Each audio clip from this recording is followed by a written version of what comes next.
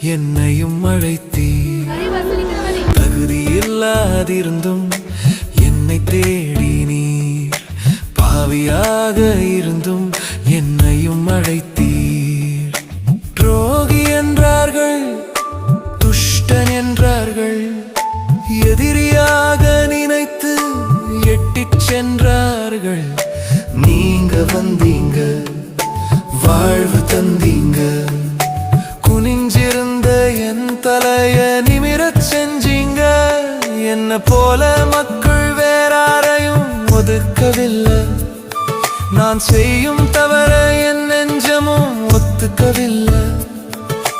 ஒதுக்கி வச்ச என்ன நீங்க ஒத்துக்க வச்சீங்க.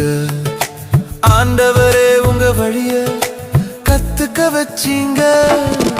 அல்லேலூயா அல்லேலூயா சந்தோஷமே.